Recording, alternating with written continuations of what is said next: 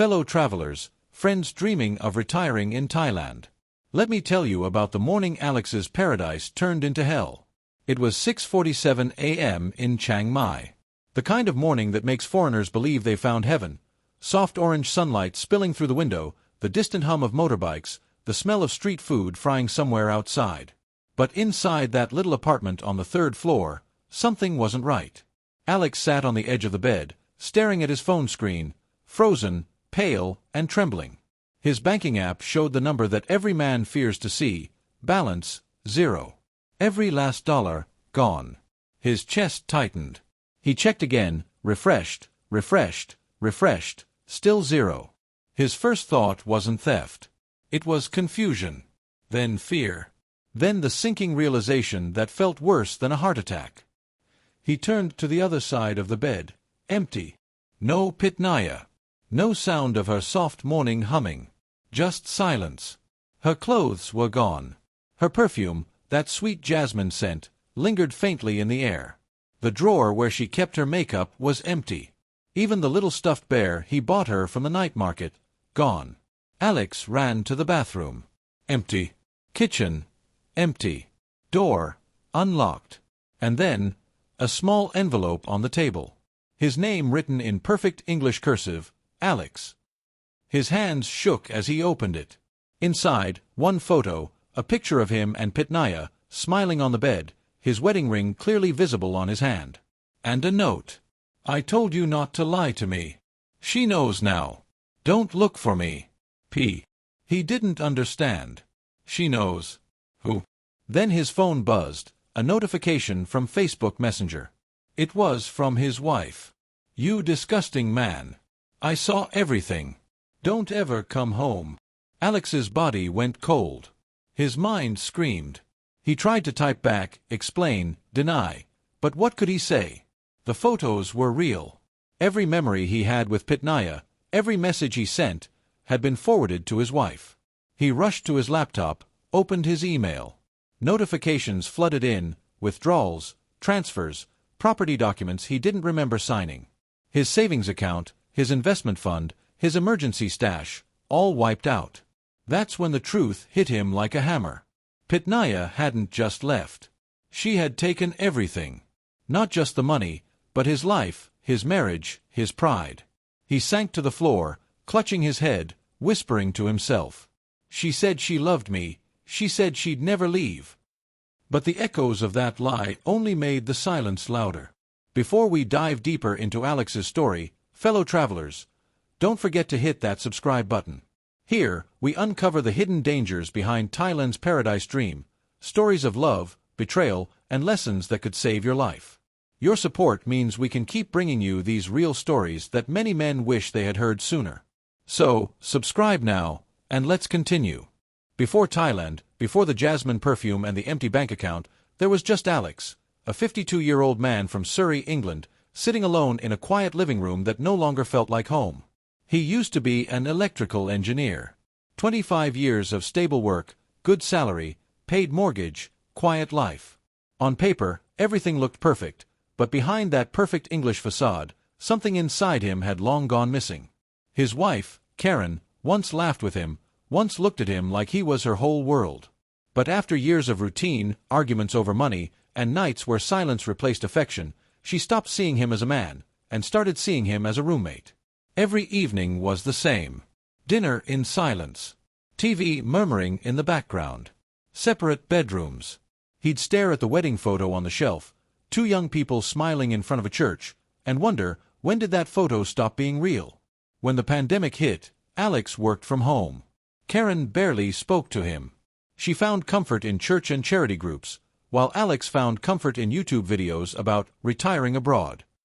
Thailand, Bali, Vietnam. Those thumbnails promised something he'd forgotten: warmth, simplicity, peace. One video caught him, a British man sipping coconut water on a Thai beach saying, "I live on £1,000 a month. Fresh air, kind people, no stress. This is freedom." Alex watched it over and over. The sound of waves, the smiles, the temples glowing under golden sunlight, it looked like another world.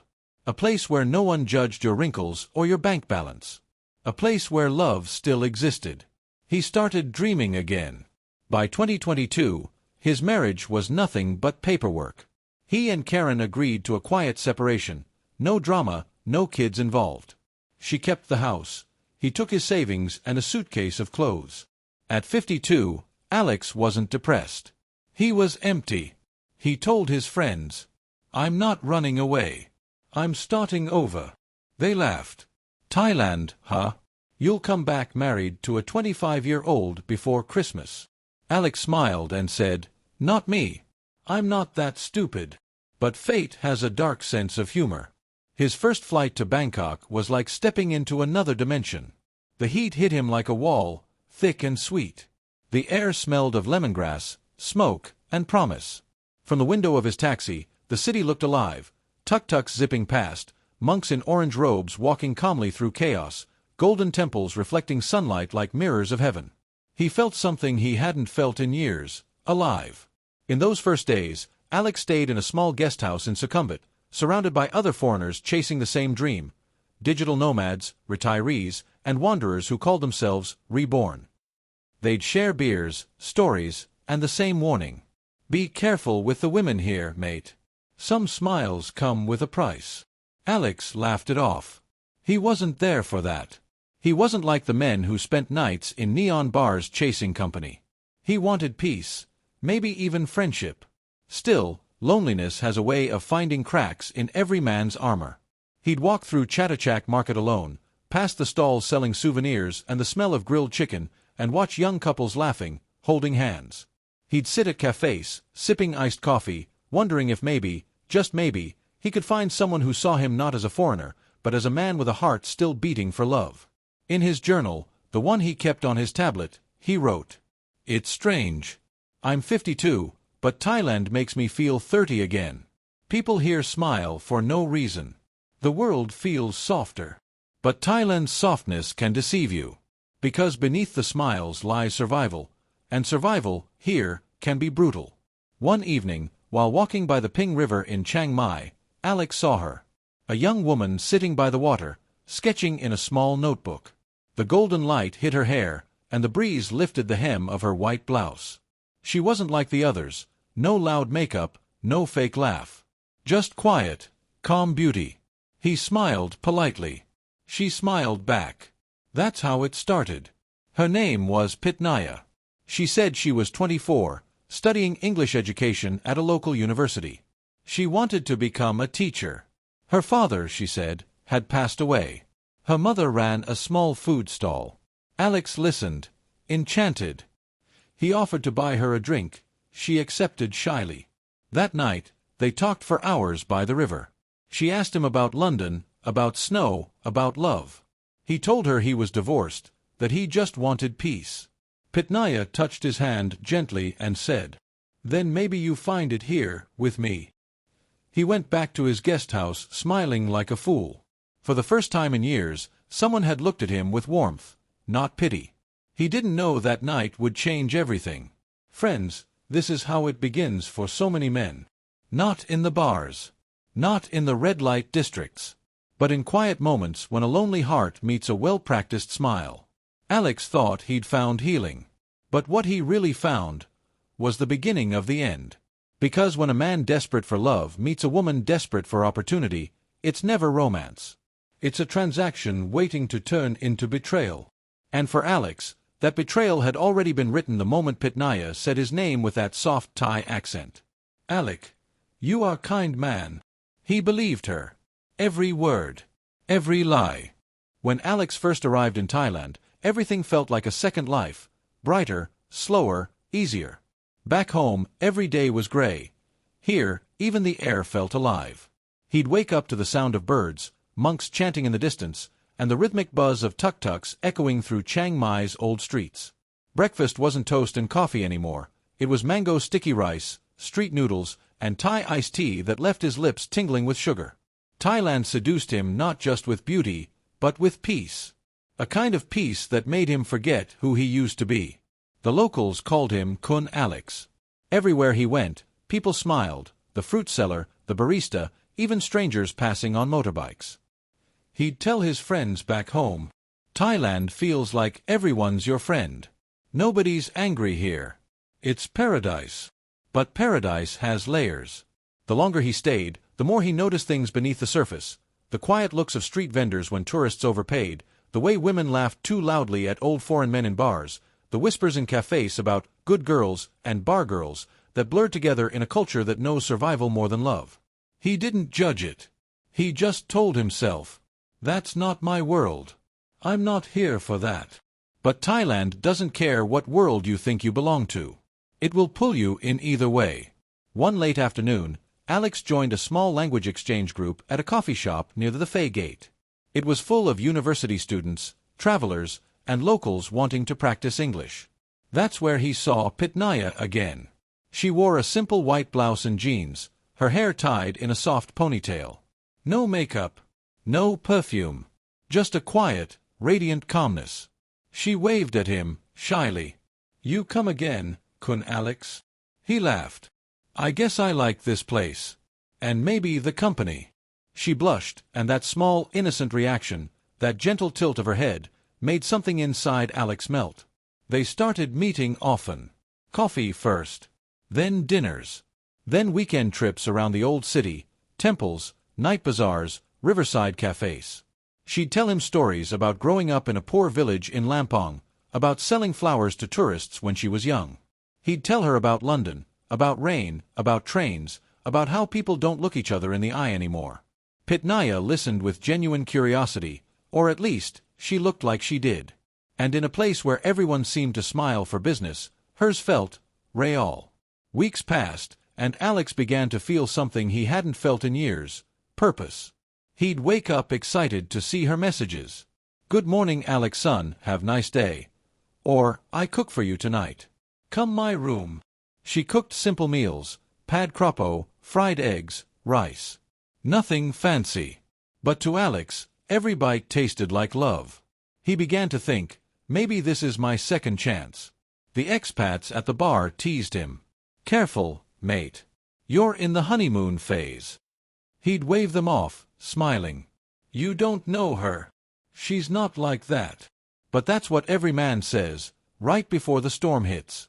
Pitnaya introduced him to her cousin, a cheerful young man who helped her with errands. Later, Alex would learn that wasn't her cousin. But at that time, he didn't question anything. He even met her mother once, or so he thought. A tired-looking woman who thanked him in Thai and called him luck long, "My good son." That single phrase made Alex's chest warm. He felt accepted. It was the illusion every lonely foreigner dreams of, belonging. He started paying for small things without realizing it. A new phone. Her school fees. Rent. Little by little, the lines blurred between love and support. "She's studying. She's trying. I want to help."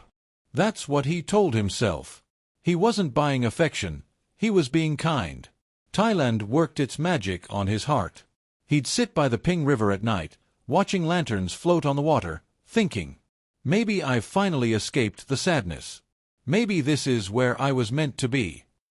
But beneath the beauty, the gold temples, the fragrant food, the soft laughter, there was something darker stirring. Pitnaya was no longer shy. She began to message him constantly. "Where are you? Who you talk to? You love me, right?" At first, Alex found it cute. He thought it was affection. He didn't notice how quickly it turned into control. Then came the first test. Pitnaya told him her mother was sick, a mild heart problem, nothing serious. The hospital bill wasn't much, just 7,000 baht. She said she didn't want to ask, but her voice trembled, and her eyes welled up with tears. Alex didn't hesitate. He sent the money that night.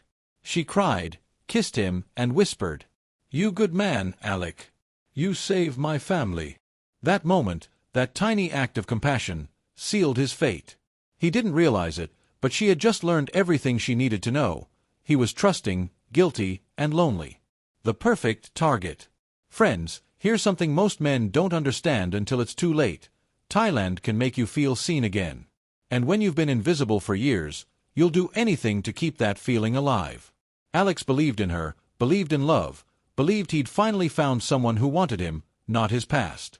But what he didn't know was that Pitnaya's smile, That innocent, disarming smile was a mask she'd worn many times before. And soon, that mask would start to slip. It was a warm evening by the Ping River when Alex saw her again, the same girl from the language cafe, sitting alone by the water. The sunset turned her skin gold, and she was sketching something in a small notebook, humming softly to herself. He hesitated for a moment before walking over. "Hey, we keep running into each other," he said with a smile. Pitnaya looked up, smiling back, a shy, perfect smile that made his heart beat faster. "Maybe destiny, Alec," she giggled, pronouncing his name in that gentle Thai accent that made it sound softer, more intimate. He sat beside her. They talked for hours, about her dreams, her studies, her mother who sold fruit in a market, and how she wanted to save enough to open a small cafe someday. She didn't talk about bars or money or men. She talked about hope. And that's what made her dangerous. Unlike most of the women the expats warned him about, Pitnaya didn't flirt openly. She was patient, quiet, graceful. She listened more than she spoke. When she laughed, it was soft, never loud, never fake. And when she looked at him, she made him feel younger, needed, seen. Alex had no idea that behind those eyes, Pitnaya was studying him, the way a fisherman studies a fish before casting the hook. She learned his habits, his moods, his loneliness. She learned that he'd been married for 25 years, that his wife still messaged him from England, that he sometimes felt guilty for leaving her. And she knew exactly what to do with that information. Their first real date was simple. A noodle shop tucked away behind Wat Phra Singh Temple. Plastic chairs, soft music, candles flickering in glass jars. Pitnaya wore a pale pink dress, her hair tied up, her lips shining with just a hint of gloss. Alex couldn't stop staring. He told her she looked beautiful. She blushed and said, "You make me shy, Alec. I'm not beautiful. Just simple girl." He reached across the table and held her hand. "Simple is exactly what I need." That night, they walked by the river again, the lights of Chiang Mai reflecting in the water. When he leaned in to kiss her, she didn't resist. She kissed him back, slowly, gently, perfectly. And in that moment, Alex's heart finally forgot every cold night in London. It beat for her. Only her. From then on, they were inseparable. She called him P. Alec, an affectionate Thai nickname meaning older brother. She cooked for him, brought him small gifts, sent good morning selfies. She made him feel like he mattered again. When he had a bad day dealing with Thai bureaucracy, visa renewals, bank forms, confusing paperwork, she'd hold his hand and whisper, "Don't worry. I take care of you." And she did. She helped him navigate markets, negotiate with landlords, even helped him find a cheaper apartment. She said it would save him money, "So we can travel later, yes?" Alex thought he'd found an angel. But angels don't usually ask for your bank information. The first red flag came one night when she insisted on paying the restaurant bill. He laughed. "You don't have to do that." She smiled and said, "We are family now, Alec. We share everything." That line, "we share everything," became her weapon. Soon, she began using it in small, innocent ways. "You help me with rent, yes? Just little, only for 1 month. My phone broken, but I need for study. I pay you back, promise." Alex didn't think twice. He wanted to help. That's what love does. It makes you blind to the math. He'd wake up each day to her good morning messages, her kisses, her laughter, and in return, his wallet grew lighter. But she was clever. She never asked for too much at once. Every request was small, reasonable, believable. That's how she built trust. Then came the family. She introduced him to a woman she called her mother, older, quiet, selling mangoes at a market stall. The woman smiled warmly, saying, "You good man, take care my daughter." Alex beamed with pride. He felt accepted. He didn't realize that mother was actually her neighbor, paid to play the part for 500 baht. From that day, Pitnaya began talking about their future. She said, "I don't need rich life, Alec. I just want house for us. Small, quiet, near river. You like, right?" His heart melted. After years of loveless marriage, the idea of building something, anything, felt like redemption. He didn't see the trap tightening. Friends, Here's what you need to understand about women like Pitnaya. They don't steal your wallet first, they steal your heart.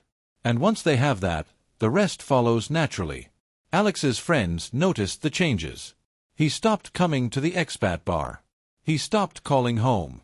He spent his evenings cooking with her, laughing, dreaming about the future. Everyone told him to be careful. He said, "You're just jealous. Not every Thai girl is a scammer." But the truth was, he'd already been caught, not by love, but by manipulation disguised as love. Because every "I miss you" text she sent, every sweet kiss before bed, every promise of a shared future, was part of a carefully written script. And soon, she'd reach the next stage, the one that would change everything. The first financial trap. For the first few months, Alex's life with Pitnaya was perfect. She cooked, cleaned, laughed at his jokes, and sent him sweet messages even when he was just stepping out for groceries. Every evening, she'd light a small candle on the table and say, "In Thailand, candle mean lucky. For us." It became their ritual.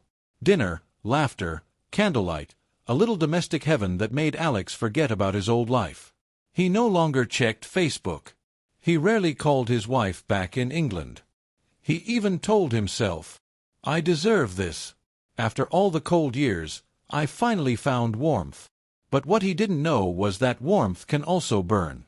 Pitnaya started weaving stories, small, emotional ones, about her late father who used to fix motorbikes, about growing up poor, eating instant noodles, and dreaming of studying abroad.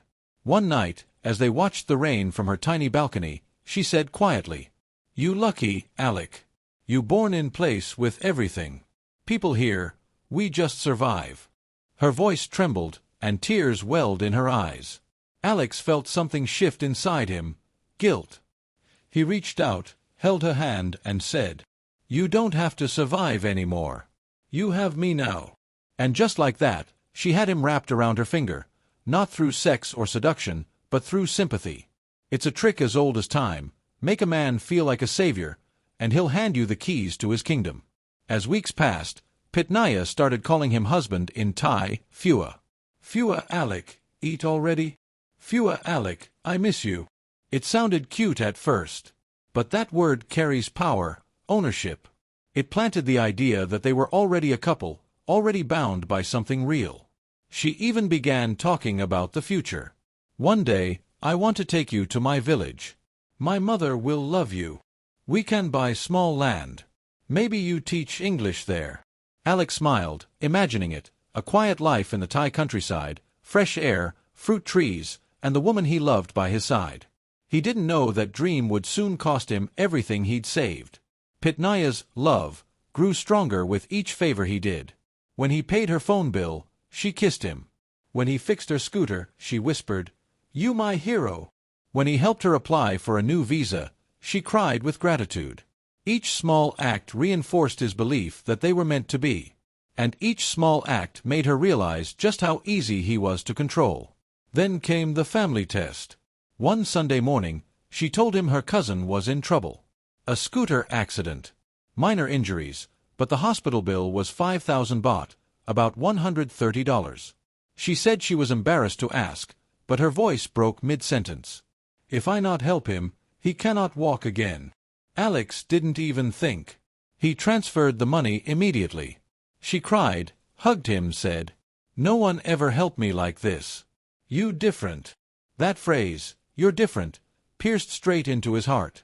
Because that's what every lonely man wants to hear.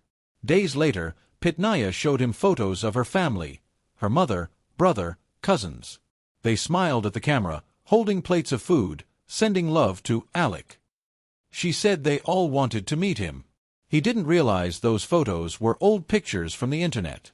Her affection grew stronger, more physical, more emotional. She'd wake up before him, bring him breakfast in bed, whisper, "You make me happy, Alec. I never want you go back." He started believing it, every word, every touch, every tear. One night, while they lay together under the slow-moving fan, she rested her head on his chest and said softly, "You never leave me, right?" "Of course not," he replied. "Even if I make mistake." He laughed. "Nobody's perfect." She kissed him and whispered, "Then I love you. Forever." Those words sank deep, deeper than he realized. Because they weren't a promise. They were a test. A measure of how tightly he was bound. And she saw it in his eyes, that blind, loyal belief that she was his second chance at happiness. That's when she knew she could start asking for more. From that night on, she began to mold him, slowly, carefully. She'd check his phone, just to see, ask about his money, just for planning, and subtly mention things like, "I worry if something happened to you, I have nothing. No paper, no house, no name." It sounded innocent, even loving. But those were seeds being planted. Seeds that would soon grow into demands disguised as devotion. Friends, this is how the manipulation begins. Not with lies shouted, but with truth whispered. Not with greed, but with guilt. The scammer doesn't have to steal from you if she can convince you to give everything willingly. And Alex, with his soft heart and desperate need to be loved, gave it all. His time. His trust. His privacy. He didn't even see that he'd already lost control. Because when someone makes you believe that love is payment for loyalty, you'll do anything to keep their love, even when it's fake. The candlelight ritual continued every night. She'd light it, smile, and say, "Lucky for us, right?" But soon, that candle would burn out. And in its ashes, Alex would discover what forever really meant to Pitnaya. It was a humid Thursday evening when Pitnaya came home later than usual. Her hair was tied up, her eyes red. She looked smaller somehow, fragile. Alex immediately stood up from the couch. "What's wrong, sweetheart?" She hesitated. Then the tears came. "My mother, she in hospital. Heart problem. Doctor say need money for test." Alex's heart dropped. "How much?" She shook her head quickly. No, I not ask. I can find way." He stepped closer, held her shoulders. "How much, Pit?" "Only 15,000 baht. I have some, maybe 5. But I cannot get the rest before tomorrow. About $400. Not a fortune. Not impossible." He didn't even think twice. He reached for his phone, opened the banking app, and transferred the money right there in front of her. "Done," he said softly. "Now you can focus on her. Don't worry about the rest." Pitnaya looked up, eyes wide, lips trembling, the perfect performance. "You do for me? Really?" "Of course. That's what love is." She burst into tears and hugged him, whispering over and over, "I love you, Alec. You good man. No one ever helped me like this." That night, she clung to him in bed as if he were her whole world. And he believed her. The next morning, she left early to visit her mother. He sent her breakfast money and a sweet message, "Tell Mom to rest. I love you both."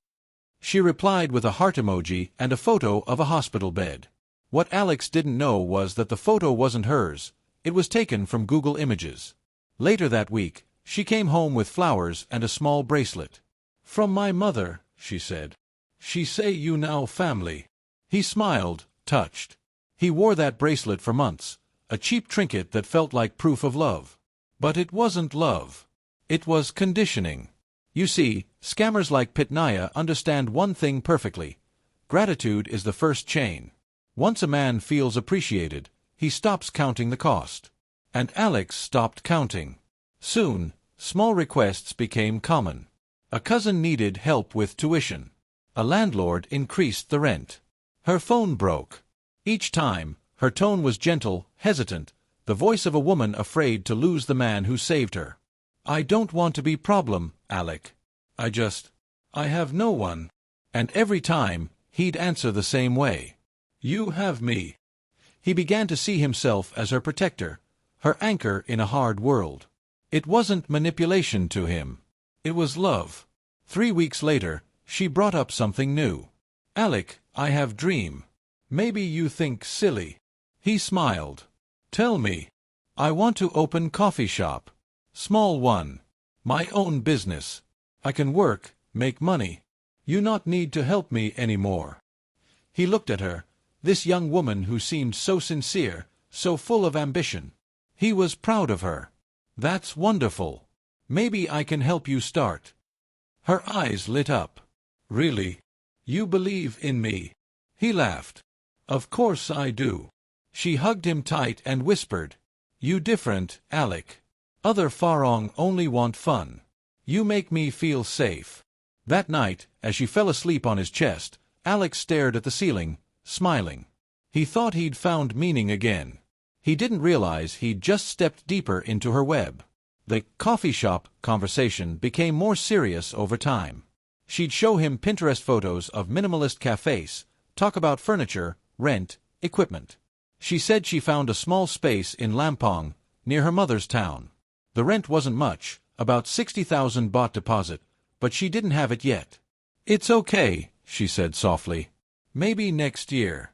We can save together. Alex, still trying to be noble, said, Don't worry about next year. I'll help you now. Her face froze for a second, almost disbelief, then turned into the sweetest smile he'd ever seen. You mean it? He nodded. You deserve a chance. She kissed him, slow, passionate, grateful. It felt real. But it wasn't. That's how con artists work. Every promise you make becomes a weapon against you later. Over the next weeks, Pitnaya started talking more about us. She called it our coffee shop. She even drew a little logo, a cartoon coffee cup with 2 hearts. Alex began sending larger amounts, not all at once, but piece by piece. 20,000 baht here. 15,000 there. By the end of 2 months, he'd sent over 250,000 baht, nearly $7,000. She never asked for receipts or paperwork. She never mentioned repayment. She just said, Trust me, Alec. We build together. Those words, we build together, became his new dream. He was building love, a future, stability. At least, that's what he told himself. But soon, the energy shifted. Pitnaya became moodier. She'd pick fights over small things, him talking to other expats, him forgetting to call.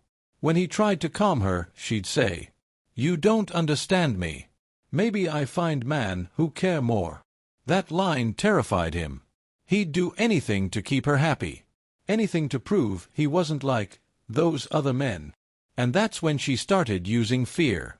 If you love me, help me finish the business. I need you. Without you, everything fall apart. He sent another transfer. And another. And another. Until one day, his friend Peter, another expat, warned him.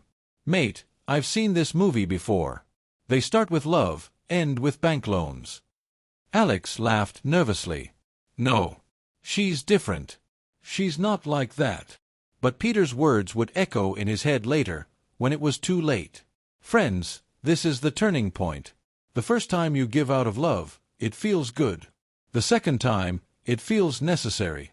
The third time, it becomes a leash around your neck. And Alex was already being pulled, gently, beautifully, toward his own destruction. Because Pitnaya wasn't done yet. The coffee shop wasn't real. The mother wasn't sick. But the next story she'd tell? That one would be personal. And it would make Alex give her everything he had left. This is where the dream becomes a trap, and the trap starts to look like love. Because by now, Alex wasn't being scammed anymore. He was being trained. After the coffee shop plan, Pitnaya changed. Her tone softened, her presence warmer, her affection more intense than ever. Every morning, she sent messages like, Good morning, my husband. We build our dreams soon. And every night, she whispered, I feel safe when you here, Alec. I never want to lose you. It was intoxicating, the perfect blend of tenderness and control. He didn't realize she was pulling him deeper into emotional dependency, until she was the center of his world. The next step came subtly. Pitnaya began showing him photos of small townhouses near Lampong, saying, Look, this one cheap and perfect for our cafe. Just 1.2 million baht. If we buy now, we get discount. Alex hesitated. He wasn't naive. Buying property in Thailand wasn't easy for foreigners. He'd read the laws. A foreigner can't own land directly. But Pitnaya had an answer for everything. I can buy in my name. You trust me, right? He laughed nervously. Well, yeah, but that's a lot of money to put in someone else's name. She frowned, eyes glistening with tears. "So you don't trust me? You think I use you?" That line cut through him. He rushed to hold her hand. "No, no. Of course I trust you. I just want to be careful." "Then be careful," she said coldly, pulling away. "You think I'm like other girls? You think I only want money?" He panicked, apologizing, reassuring her. The argument ended with her in tears, and him promising he'd find a way to make things right. That was the moment the hook sank deep. 2 days later, she messaged him. "I sorry, Alec. I overreact. I just scared. I want our future." He melted. "Me too, Pit. We'll make it happen." She smiled, the soft, forgiving smile that had hooked him from day one. "Then maybe we look again this weekend? Just look." Of course, just looking led to another emotional storm. They visited a small house, white walls, red roof, surrounded by palm trees. Pitnaya gasped, hands over her mouth. "Alec, this the one?" He smiled. "It's nice." She grabbed his arm. "It feel right, no? Like home." Her voice cracked, perfectly rehearsed emotion. He looked at her eyes, full of tears, and his heart broke in the way only love can break a man, not from pain, but from hope. He didn't know that house wasn't even for sale. She had simply arranged it with a friend to make the fantasy feel real. Over the next few weeks, Pitnaya began planting bigger seeds. She said her cousin knew someone in real estate who could handle everything quietly. She said the deposit was small, only 400,000 baht, and they could pay later. Alex hesitated. He didn't want to risk that much, but she wrapped her arms around him, whispered, "If I have house, I wait for you forever." Those words, "wait for you forever," were a promise and a trap. He transferred the money the next day. And just like that, the fantasy of a shared future became the weapon she'd later use to destroy him. Around that same time, she started acting anxious about outsiders. She'd glance at his phone if he received messages. Once, when his ex-wife texted about tax paperwork, Pitnaya went silent for hours. That night she asked, "You still talk to her?" "She's my ex. We still have things to settle." "You lie," she said quietly. "You still love her." He tried to reassure her, but she turned away, crying. "You think I stupid? You say you want me, but still talk to her. Maybe I tell her everything." Alex froze. "What do you mean?" Pitnaya wiped her tears, shook her head. "Forget it. I not want fight. I just scared to lose you." The conversation ended with apologies, hugs, and soft kisses, but something inside Alex shifted. That was the first time he felt a flash of fear. Still, love made him blind. He didn't see how every emotional crisis, every tear, every argument, was carefully timed to get him to open his wallet. He sent more money. For renovations. For furniture. For paperwork. Each time, Pitnaya promised she'd pay him back when business opened. But there was no business. No paperwork. No house. Just a growing list of transactions under her name. Then came the business proposal. Pitnaya said her cousin, the same man from before, had an investment opportunity.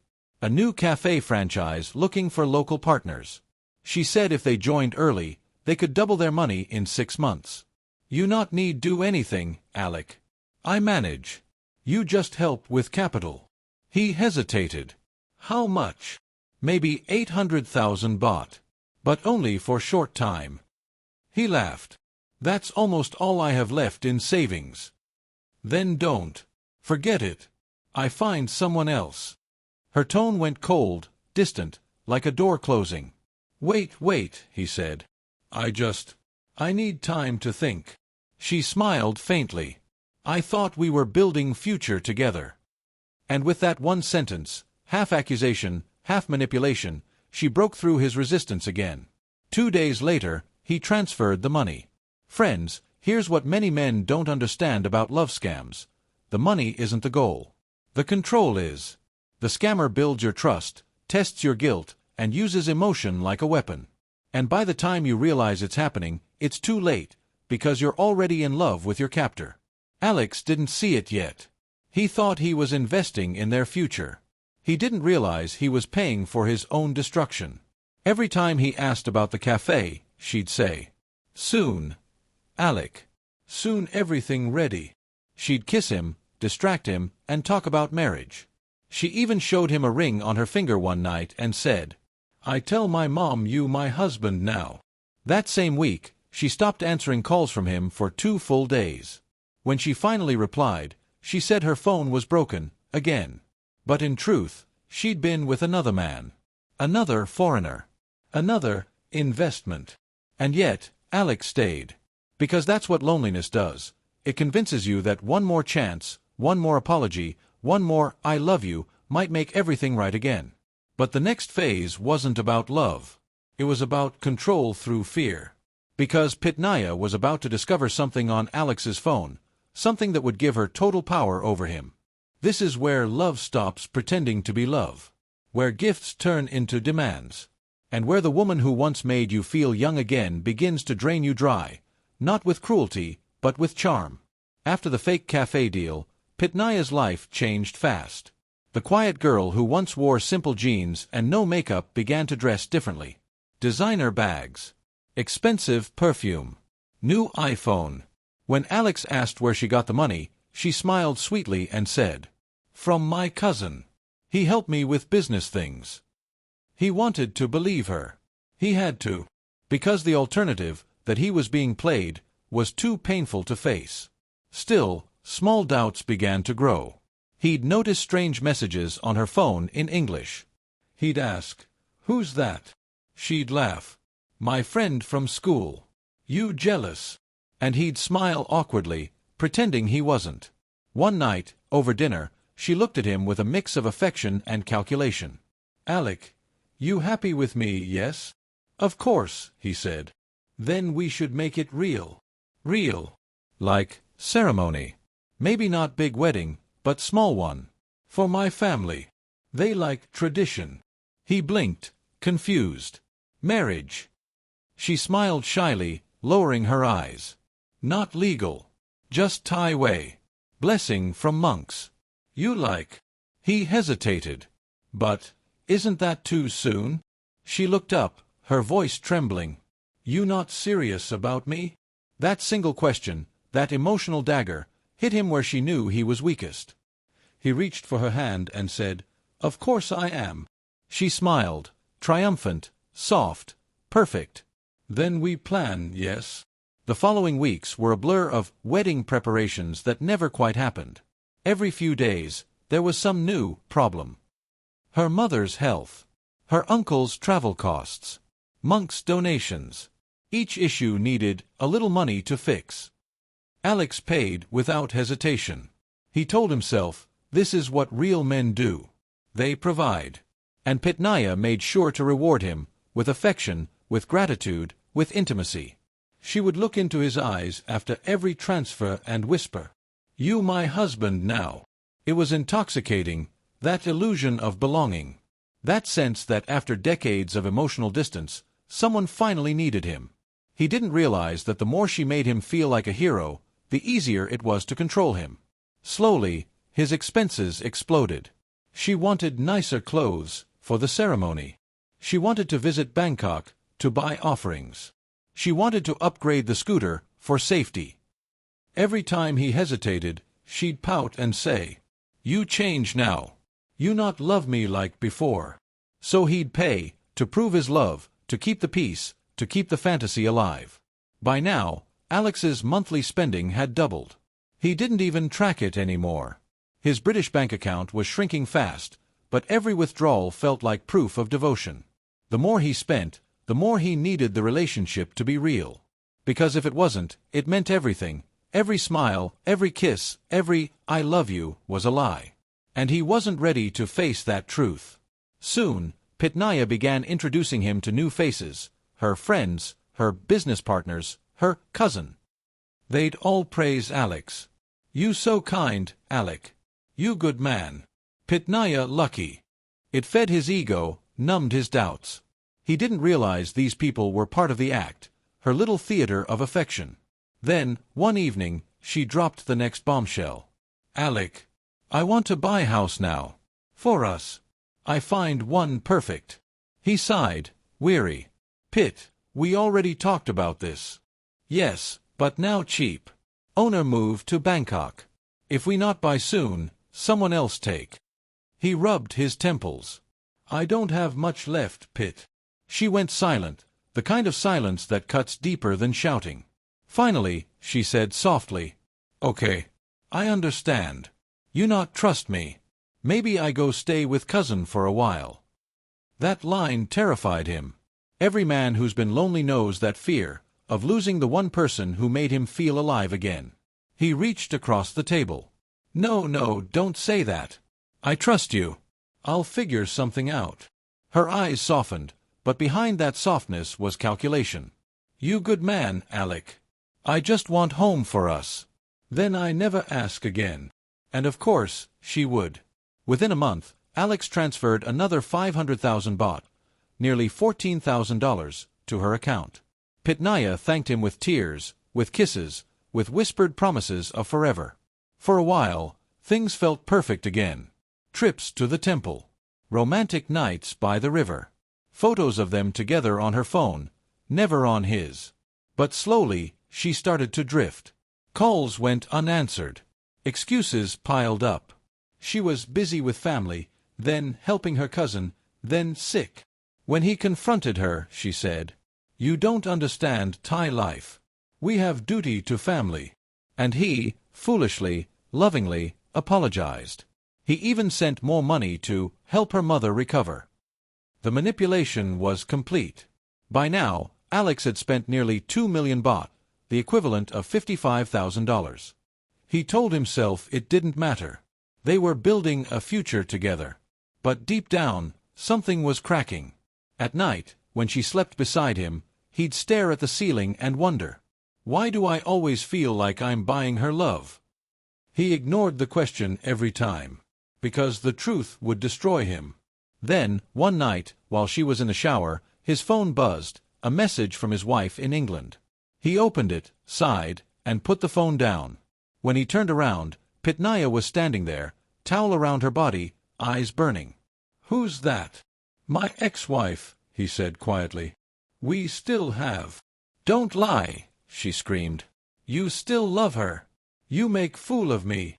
Before he could answer, she stormed out of the apartment, slamming the door behind her. Alex sat there, stunned. That was the night everything began to unravel, the night she discovered the one secret she could use to destroy him completely. You know that moment when a dream begins to rot, but you pretend not to smell it? That's where Alex was now. For months, he had lived in a world painted in soft Thai sunlight, mango trees, temple bells, sweet smiles. But lately, the light felt colder.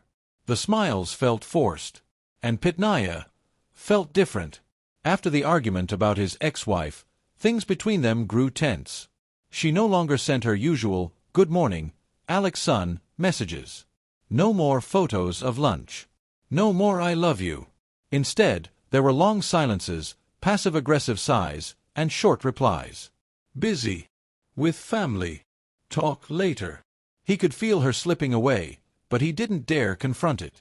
He kept sending her money for family bills, for temple donations, for auntie's medicine. Every time he hinted that he was running low, she'd say softly, "You care about me, right? Then don't talk about money like stranger." That one sentence was enough to silence him every time. Weeks passed. Alex's friends in Chiang Mai noticed he looked thinner, quieter. He wasn't going out anymore. He spent nights at home, scrolling through their old photos, replaying her voice notes, convincing himself this was just a rough patch. But deep down, something didn't add up. Her sick mother was posting happy market photos on Facebook. Her cousin was seen with her at a night bar. And that cafe she claimed was under construction? Still an empty lot. The evidence was right there, glowing from his phone screen, but Alex couldn't accept it. He told himself, "Maybe I'm overthinking. Maybe she just needs space." Because admitting the truth meant admitting that everything he'd built, every dollar, every emotion, every hope, had been for nothing. Then came the message that shattered the illusion completely. It was 10:37 p.m. Alex was sitting on the balcony, drinking cheap Thai beer, when a notification popped up. Facebook Messenger. A name he didn't recognize. He opened it. It was a woman, maybe in her 40s. Her message said, "Do you know your girlfriend Pitnaya? She's seeing my husband." His heart stopped. The woman sent screenshots, photos of Pitnaya kissing another man at a rooftop bar in Chiang Rai. The man was older, maybe 50, white, well-dressed. Alex stared at the screen, numb. He wanted to vomit. He tried calling Pitnaya immediately. No answer. He called again. Nothing. On the 5th call, she finally picked up, her voice sleepy, annoyed. "Alec, why you call so late?" His voice shook. "Who's the man in the photos?" Silence. Then laughter, soft, cruel, cold. "You check my life now. You don't trust me. Just tell me the truth, Pitt." "You make me angry," she snapped. "You think I belong to you because you give money? You not my owner." The words hit him like a punch. He felt his throat tighten. "I thought we loved each other." "Love," she said, scoffing. "You married man. You lie first. You hide wife. You want talk about love." That's when it clicked. Somehow, she'd seen the message from his wife, the one about taxes. She'd known he was still legally married. And she'd been waiting for the perfect moment to use it.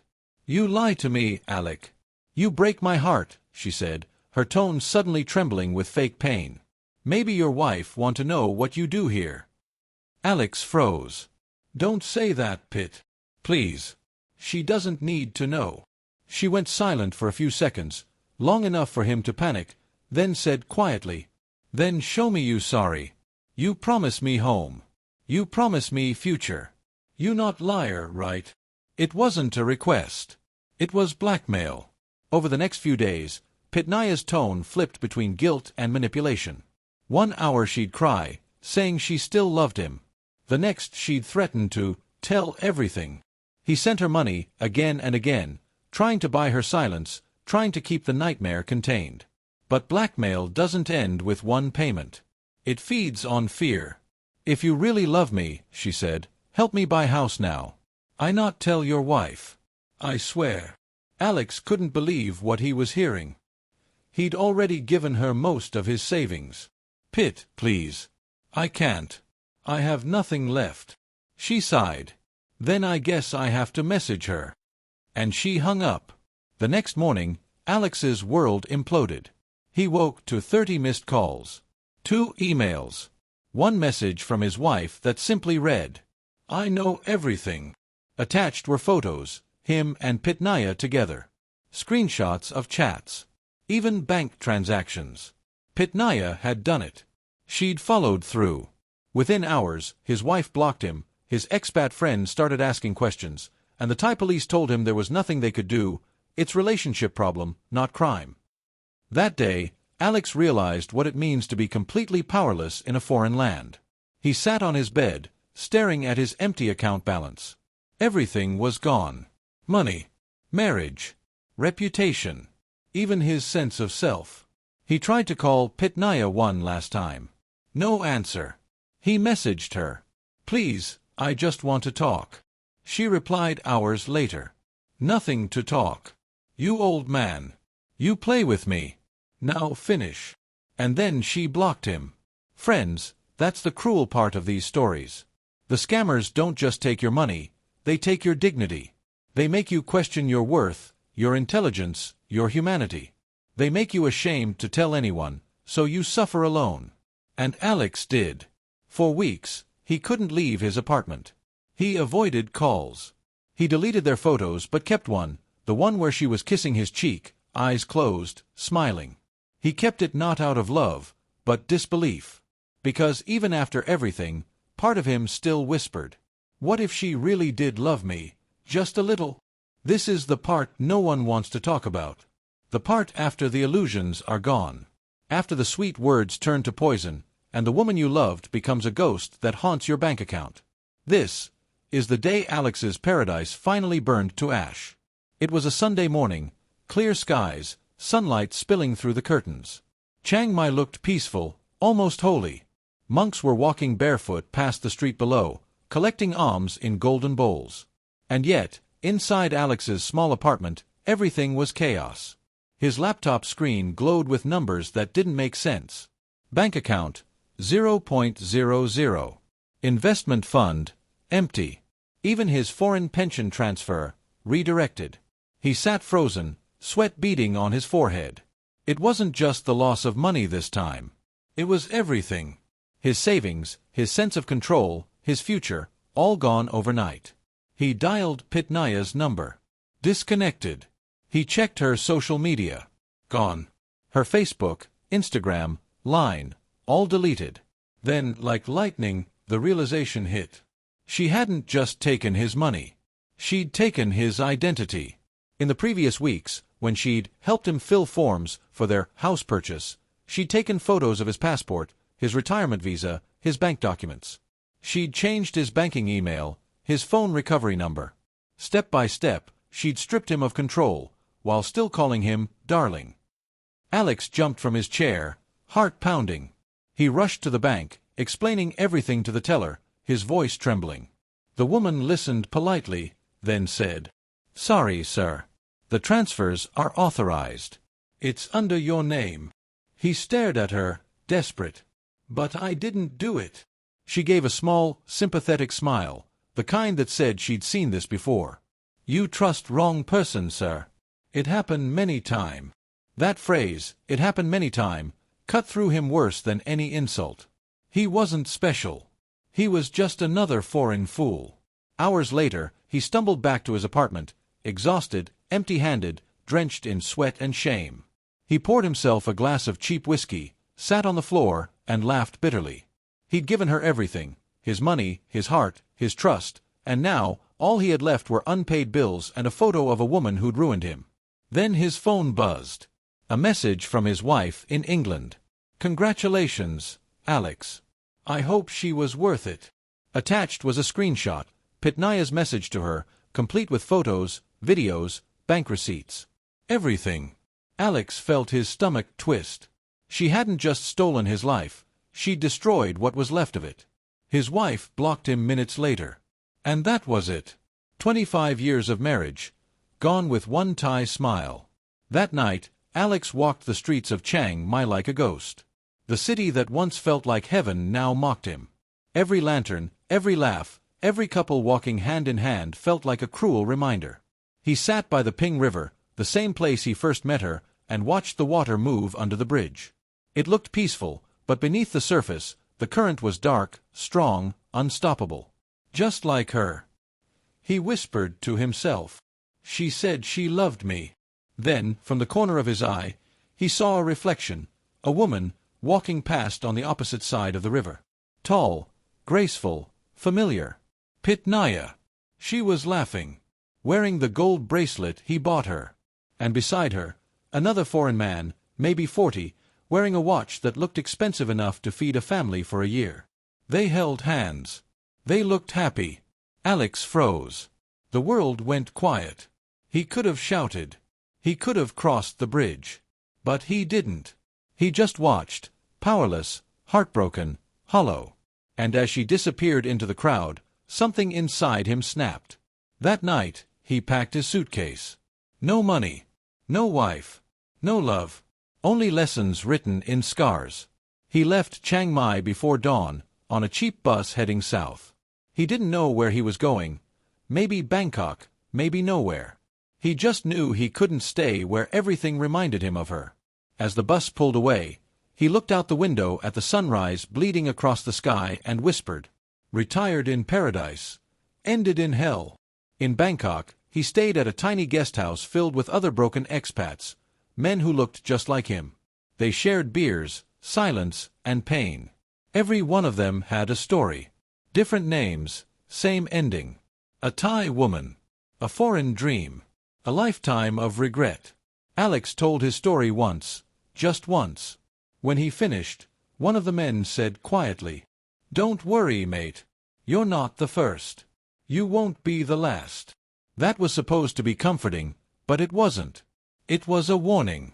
2 months later, Alex found out through a mutual acquaintance that Pitnaya had moved to Pattaya, living in a condo bought by a different foreigner. She was already posting soft-focus selfies again. Same smile. Same lies. New victim. He stared at her photo one last time and whispered, "I hope one day someone does to you what you did to me." Then he deleted everything, her number, her photos, her messages. Not for her. For himself. Friends, that's how it ended. A digital nomad dream turned into a psychological trap. A love story turned into a cautionary tale. Alex lost nearly $80,000, his wife, and his peace of mind. He came to Thailand searching for a new life. He left with a warning written in blood and tears. Because in this paradise, where sunsets are golden and smiles are free, sometimes the sweetest love hides the sharpest knife. The story doesn't end when the scammer disappears. That's just when the real suffering begins. Because the money you can earn again. But the trust, the self-worth, the faith in love, that's the part most men never get back. After Pitnaya vanished, Alex lived like a ghost. He rented a small windowless room in a side street of Bangkok's on Nut District, cheap, dark, and quiet. A fan hummed endlessly in the corner. He barely ate, barely spoke. Days blurred together. Sometimes, he'd walk down to the 7-Eleven at midnight, buy a small can of Chong beer, and sit on the curb watching motorbikes fly by. He'd think of her, the smell of jasmine, her laughter, the way she said, "Alec," like it meant something. He'd whisper to himself, "How did I not see it?" But shame is a heavy silence. And men like Alex, proud, quiet, middle-aged, rarely talk about it. They just fold it up inside and call it lesson learned. After 3 weeks, his landlord asked for rent. Alex checked his account. Nothing. His British card had been frozen because of suspicious activity. He tried to explain his situation to the bank, the transfers, the scam, the blackmail, but they said the same thing everyone did. "You transferred the money willingly, sir." He was too embarrassed to tell his wife. Too humiliated to tell his family. He'd built his own prison, made of guilt and silence. One night, at a small expat bar, he finally opened up. There was a man there, an older Australian, rough voice, kind eyes. He listened quietly while Alex told his story. When Alex finished, the man just nodded and said, "Happened to me too, mate.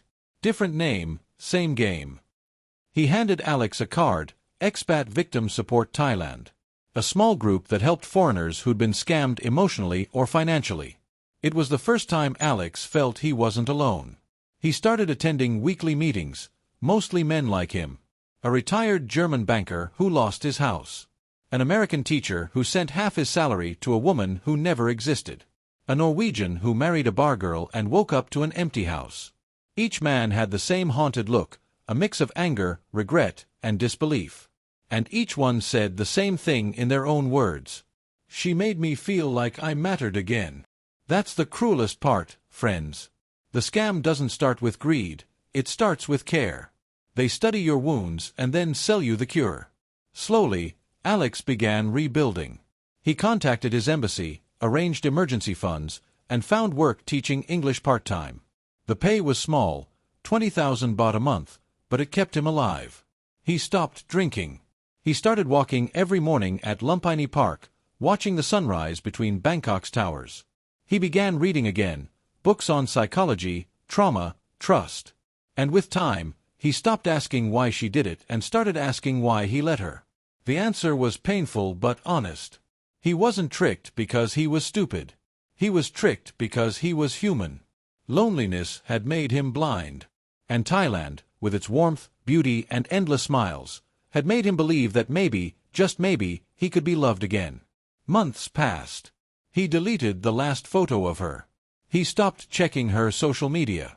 He even laughed again, quietly, cautiously. Sometimes, he'd still see couples, older men with young Thai women, holding hands at street markets, laughing, looking happy. He never judged them. He just hoped they'd be luckier than him. Because in Thailand, love and illusion often wear the same face. A year later, Alex finally left Thailand. Not in anger, in acceptance. He told his friends, "This country gave me the best and worst chapter of my life. But I learned one thing: paradise isn't a place. It's peace of mind." He moved to Vietnam, started fresh, taught English at a local school. He lived simply, one room, one bed, no attachments. And sometimes, when he walked by the river at night, he thought of her. Not with hate, but with understanding. Because he realized something profound: Pitnaya didn't destroy him. She just exposed what was already broken: the loneliness, the longing, the hunger to be seen. And maybe that's the true tragedy of stories like this. It's not about villains and victims. It's about needs. Her need for survival. His need for love. And how, when those two collide, someone always gets hurt. Friends, this is the reality of thousands of men who come to Thailand searching for a dream. They think they're escaping the pain of the West, the cold, the loneliness, the judgment. But they often end up facing something much darker: the reflection of their own vulnerability. Alex's story is not unique. But if it can stop even one man from losing everything, then maybe his pain wasn't wasted. Fellow travelers, Alex came to Thailand searching for love, peace, and a new beginning. But he found a lesson that cost him everything. He learned that not every smile means kindness. And not every "I love you" means truth. Because in paradise, beauty and danger walk hand in hand. And sometimes, the person holding your heart is the one holding the knife. So before you fall in love under these golden sunsets, remember Alex's story. Because in Thailand, the most expensive thing you can lose isn't your money. It's your trust. If this story opened your eyes, backhand index pointing right, hit like, subscribe, and turn on the bell to hear more real expat stories that could save your future. Stay safe, stay wise, and remember, paradise always comes with a price. Palm tree.